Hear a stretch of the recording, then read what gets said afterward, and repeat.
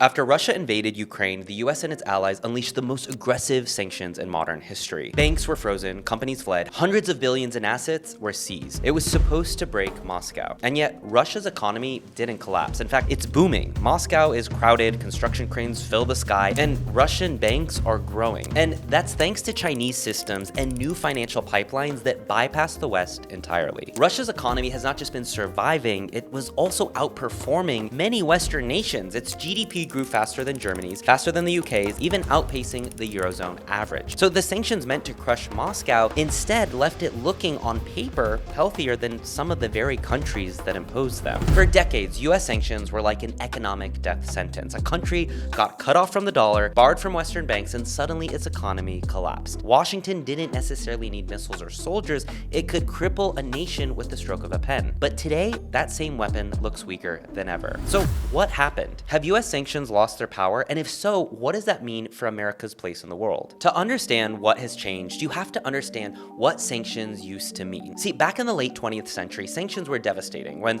the US and Europe sanctioned South Africa in the 1980s over apartheid, the country's economy buckled. In the 1990s, sanctions on Iraq led to crippling shortages that reshaped Saddam Hussein's regime. Why did sanctions work then? Well, because the dollar ruled everything. And if you got cut off from the dollar, you couldn't trade, you couldn't borrow, you couldn't even buy basic goods in some cases. The dollar wasn't just currency, it was the oxygen of the global economy, and America controlled the oxygen tank. I'm doing a separate video about the US dollar slowly losing dominance, so make sure you subscribe to this channel. Okay, so in 2022, after Russia's invasion of Ukraine, the world saw something different. See, the US and Europe did something to the scale that we had never seen before. Russian banks were disconnected from SWIFT, oligarchs had their yachts seized, and nearly $300 billion of Russia's foreign reserves were frozen. The ruble collapsed, inflation soared, and experts said that Moscow was finished. But it wasn't. It wasn't finished. If anything, it forced it to adapt to something different, and within just a few months, Russia found new lifelines. China opened up its banking system, trade in yuan exploded. By 2023, the yuan had become the most traded currency in Moscow. Indian refiners stepped in to buy discounted Russian oil. Turkey, the UAE, and others became middlemen for everything from semiconductors to luxury goods. And what was crazy here is that Moscow was still packed with Western-style cafes, just without the Western name. So McDonald's had its own version, Starbucks became Stars Coffee. The logo changed, but the lines of customers were still there. So while sanctions were supposed to isolate Russia, they actually ended up pushing Russia closer to China, India, and a new global trading system outside of the US's control. So the irony is that sanctions that were meant to weaken Russia may have actually weakened the West. By cutting Russia off from the dollar system, Washington didn't just punish Moscow, it forced them to build alternatives. And those alternatives are now available alternatives to other countries as well. Even payment apps are part of this new system. So Alipay is China's giant digital wallet with over 1 billion users, and it's now being used by Russian businesses to settle cross-border trade. It's also expanding across Asia, Africa, and Europe. Alipay started as a platform used to buy a coffee in Beijing, and now it's becoming a tool to move money around the world and outside the reach of the US dollar and the SWIFT payment system. And China's version of SWIFT, CIPS, once seemed kind of obscure and suddenly is seeing a surge of activity. The yuan became the second most common currency in global trade finance with Russia, and central banks in Asia and Africa started looking at their own dollar dependence, asking, well, what happens if we're next? What's gonna happen to us? So instead of reinforcing dollar dominance, sanctions are somewhat accelerating the search for alternatives. The truth is, the world of 2025 looks very different from the world of 1995. I mean, back then, nearly all global trade passed through the dollar system. But today, new networks exist, and China has created financial plumbing independent of the West. Swap lines with dozens of central banks, SIPs for payments, and even the digital yuan. And now Russia sells oil to India in rupees, to China in yuan, and to Turkey in lira. Even Venezuela, long under US restrictions, sells oil to China and swaps gold for fuel. In short, the oxygen tank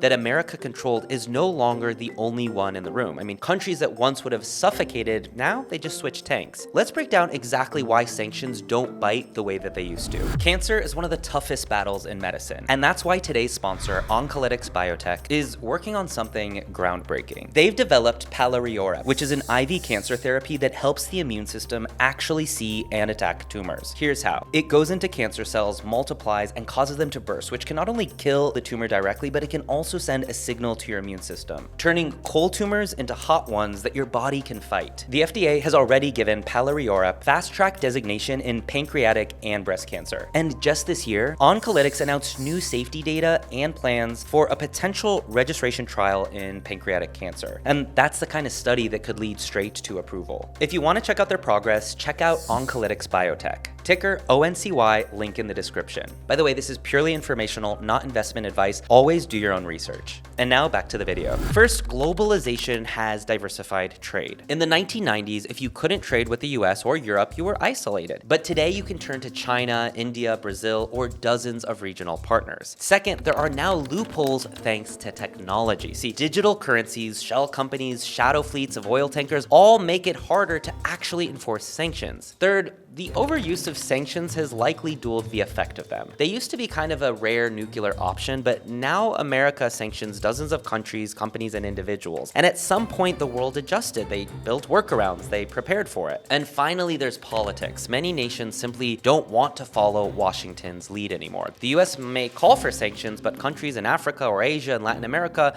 often keep trading anyway. The world is now just more divided. Now, here's the part that most Americans don't realize. Broken sanctions don't just fail to punish others, but they can actually hurt the US too, because sanctions rely on the power of the dollar, but every time a country builds a way around them, it chips away at the dollar dominance. When Russia trades in yuan or Iran trades in rupees, these aren't just isolated cases, they're signals to the world that you don't have to use the dollar. And if fewer countries rely on the dollar, America loses its superpower. Borrowing costs rise, deficits get harder to fund, sanctions lose their teeth. The very thing that made the US so powerful for so long starts to erode. Now hold on, none of this means that sanctions are completely useless. They still create pain. Russia has inflation, Iran's economy has shrunk, and Venezuela is still struggling. But they just don't deliver the knockout blow anymore. They don't topple governments. Instead, they reshape global alliances, they push countries away from Washington and toward each other. Let's look at Russia and China. Before 2014, their relationship was uneasy. But after sanctions, Moscow leaned into Beijing. By 2023, Russia was China's largest oil supplier. Their financial systems were increasingly intertwined. The West wanted to isolate Russia, but instead it accelerated a Eurasian partnership. So what happens next? What is the future of sanctions? Well,